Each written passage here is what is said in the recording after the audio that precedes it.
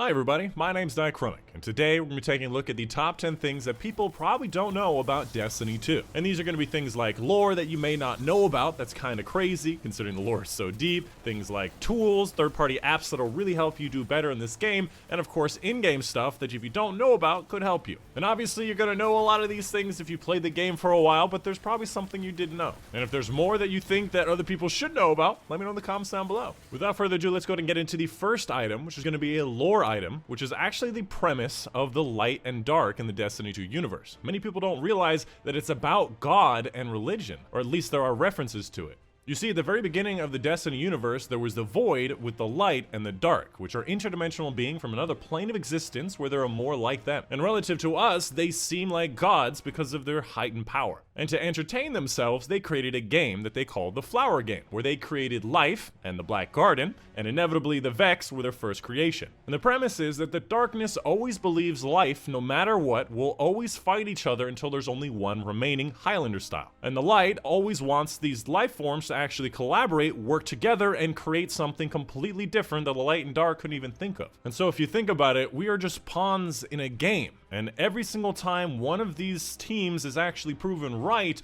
the game ends, the universe is reset, and they start again. And so almost Battle Royale style, the darkness is closing in, completely wiping out the Fallen homeworld, the Cabal homeworld, the Hive homeworld, everything is converging on a single point. Will we fight Highlander style, or will we work together? Dude, it's mind-blowing. I honestly, every time I listen to some lore stuff, I'm like, God damn! Next, at number 2, we have a very useful tool known as D2armorpicker.com, a website that you can connect with your actual Bungie account that figures out the best combinations of stats you can get with all of the armor in your vaults, in your character, everywhere. So if you ever wondered if you can get a triple 100 stats or even a quadruple 100 stats, this website tells you exactly how you're going to do it with which armor pieces, which mods, whatever. You can also select specific exotics if you want to create builds around certain exotics and have certain stats with it. You can do anything you want by clicking a bunch of different buttons, and again, you connect it to your actual account, so it does all the math for whatever you need. Definitely a very underrated, underutilized website that I discovered recently that's really going to help you get the best out of your stats. Up next to number 3 is going to be an in-game thing that a lot of people may not know about, is that mid-air tricks on a Sparrow, like the flips where you release the roll, or the emotes where you click a D-pad or an arrow key, will actually give you boost back if you land the trick. This one is a small one and may not have that much impact to your game, but it is something that's easy to do and does help in the new dungeon. Coming up next at number 4 is another lore one, actually has to do with Cayde-6. If you didn't know, Cayde-6 wasn't always an exo. Exos are essentially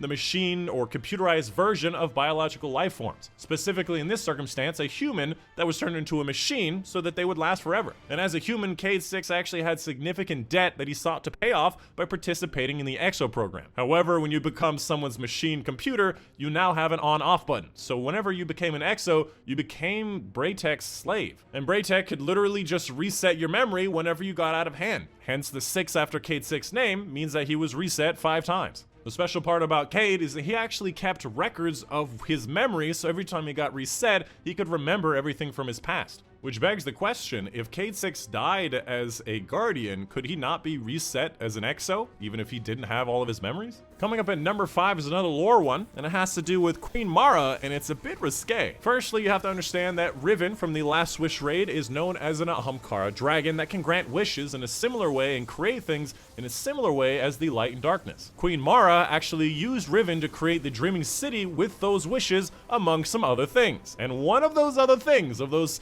fancy 15 wishes, was to teleport Lord Shaxx to her for a little lovemaking. Literally, one of the lore lines is that the helmet stayed on. I gotta say, I love Shaxx, but I love Shaxx a little bit more. Next up at number 6 is another tool, and this is going to be the Bungie phone app. If you don't have the Bungie Companion App, it lets you do so many useful things. Things like moving items from different characters and the vault, just like with Destiny Item Manager or Ishtar Commander. You can also find teammates in the LFG, which is very active, and you can even collect bounties while in orbit, which is really cool. Coming up to number 7, we have another lore one, and this one's going to be about the Vex. If you didn't know, the Vex are actually hive minds within hive minds. The white stuff in their core is actually billions of radiolarian bacteria that are all communicating with each other to help their robotic structure function. And these all communicate and cooperate like a hive mind with all the other Vex units in a very similar way, which is why you'll see bigger gooey cores on bigger Vex, because they need more intelligence to control that kind of structure.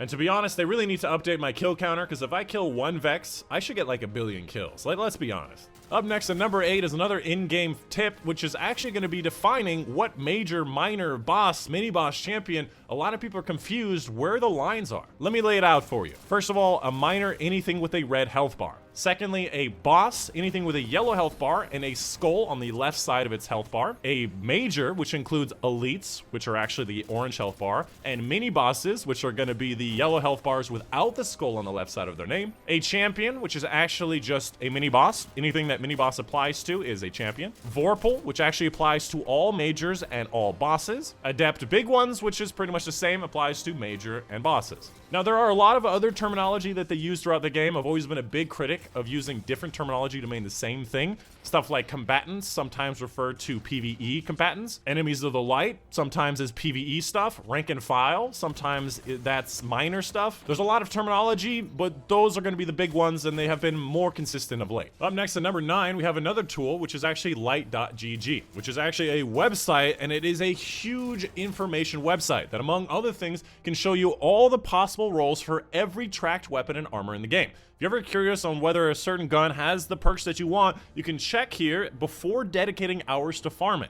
And not only that, you can also search by a specific perk, like for example, explosive payload, to find every gun with that perk, which is very helpful so you know exactly what you're trying to find. And there are recommendations on this website, although I don't always agree with them. And finally, at number 10, we have another lore one that has to do with the Stranger. Now, we've seen the Stranger recently in Beyond Light, helping us with the darkness, but the Stranger actually originally came into the scene in Destiny 1's base game to guide the Guardians to successfully defeat the Blackheart in the Black Garden. Now, the descriptor is that she's a timeless being that lives through history of the universe over and over and over again, trying to find the best sequence of events, kind of like Groundhog Day. And she also apparently needed the Guardians to approach the darkness in Beyond Light for the same reason. However, in real life, her story existence was originally scrapped at the start of Destiny 2 as if she didn't exist, among other concepts like the idea of the light and enemies of the light. And of course, again, she was re-added later in Beyond Light. Honestly, Destiny 2 is truly a fantastic world. Not only the lore, the tools that are created by third-party apps, the different in-game things that you can do is so deep that you really can spend a whole career on it. Which, you know, thank God. But that's gonna be the end of it. I hope you guys did enjoy. And of course, a big thank you to my patrons on Patreon. Specifically, a big thank you to Mom and Dad, Christian Thompson, Dr. Strange, Kelly Allen, Mighty Stu Bachman, Saran Shoner, and Panther Case of Reagan for their support on Patreon. And that's it. Hope you guys did enjoy. My name's Dychronic, and I'll see you guys on the next one.